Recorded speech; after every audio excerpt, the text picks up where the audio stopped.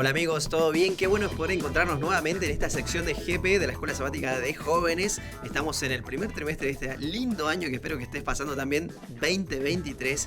Y obviamente no estoy solo, estoy con mis queridos amigos, este lindo panel, mesa que pudimos crear.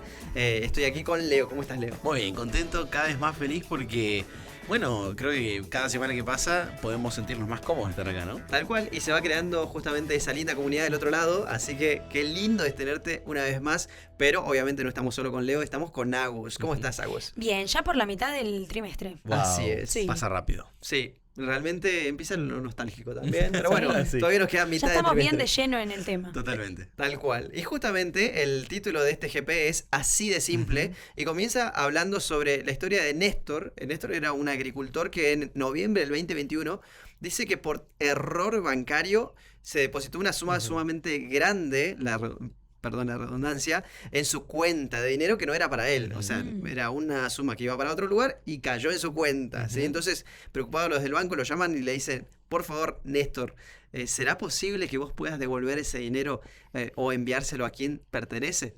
Y Néstor dice, no entiendo por qué me preguntan esto.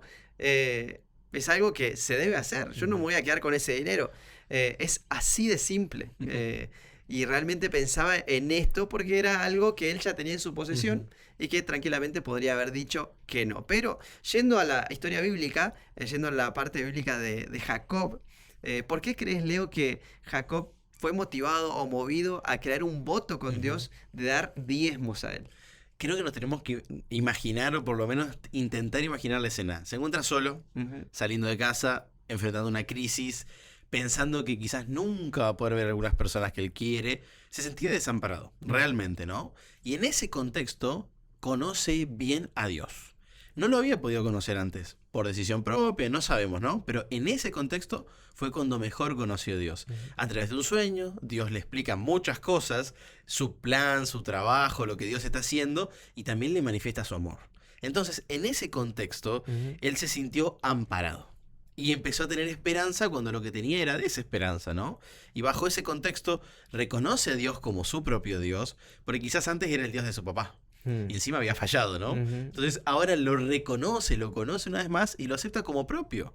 Y en segundo caso, también lo reconoce como su sustentador, ¿no? Lo digo vuelta, su sustentador. No solo es su Dios, sino es el que lo sostiene. Ahora a través del desierto, cuando estaba durmiendo arriba de una piedra, ¿no? Y ahí entiende que Dios es el que lo va a sostener en lo que se viene. Y en ese contexto decide serle fiel en su vida y en sus finanzas. Él tenía que aprender a ser fiel en su vida. Tenía que dejar la mentira como recurso. Y también dijo, yo voy a serte fiel con mis finanzas, con mi economía, con mis recursos, ¿no? Así que fue realmente una transformación en su vida. Y esto puede llegar a ser también, obviamente, lo es tomado como un acto de adoración. Y de eso vamos a ir hablando durante todo este trimestre también. Pero, Agus, ¿por qué a veces nosotros podemos llegar a creer que adoración es solo esto, digamos, o la música, o esto otro? La parte de dar diezmos, ofrendas, ¿es también adoración? Yo creo que sí es también adoración. Lo que pasa es que a veces, por ejemplo, nuestras alabanzas son ilimitadas. Siempre podemos abrir la boca y cantarle a Dios. Pero quizás a veces no siempre podemos diezmar y ofrendar, o es como algo que nos cuesta más dar ahí, ¿no? Yo creo que es una manera muy buena de adorar porque es también reconocerlo en las cosas por las que nosotros nos esforzamos. Nosotros trabajamos, obtenemos ese dinero y de esa parte somos fieles a Dios devolviéndosela. Muy bien, así que la próxima vez que vayas a tu iglesia y que llegue ese momento de adoración, es un momento de adoración. Hacelo contento, ¿sí? Participá, hacelo. Nos Un hace dador bien. alegre. Totalmente. Tal cual, es así. Ahora, nosotros podemos llegar a pensar que, ok, recibo este salario, este regalo que recibí también, dedico el 10% a Dios y los otros 90% son para mí y chao. O sea, Dios no se mete en eso. Sí. Solamente en mi presupuesto hay un 10% que entra Dios, digamos. Pero es así, ¿qué pasa con los otros 90%? Claro, es como que si diríamos, bueno, con ese 10% voy a adorar a Dios y con el otro me puedo adorar a mí mismo o adorar al diablo incluso si quiero, ¿no? Porque para quien yo ofrende o brinde mis recursos es a quien estoy adorando. Y en este caso creo que tenemos que pensar en la parábola de los talentos. Recuerdan que el que menos recibió, ¿cuánto recibió? Una unidad. Esa unidad es un 100% porque era todo lo que había recibido. Y cuando vuelve el dueño, ¿sobre cuánto le pide cuenta? ¿Sobre el 10%? No, le Sobre pide el- cuenta sobre todo. Ujú. Que en su caso, aunque era menos que los demás, era el total. Y entonces eso nos enseña que Dios nos pide, y creo que esto nunca tiene que ser algo culposo. Bueno, voy a ser fiel porque Dios me va a pedir cuentas. Ujú. No, sino al revés, tener responsabilidad porque Dios me está dando algo que quizás es tan importante que yo lo aprenda a administrar porque voy a aprender cosas importantes, ¿no? Ujú. Y a cada uno nos da cosas diferentes. Ujú. Capaz, yo creo que a ustedes les dio más talentos que a mí, son gente muy capaz, y Dios quiere que ustedes desarrollen con esos talentos, ¿no? No solo con el 10%, sino con el 100%. Tal cual, es así. Y en relación a esto, Agus, ¿por qué es tan importante entender eso y participar de esa adoración dándole nuestras ofrendas y nuestros diezmos? Porque es importante para nosotros.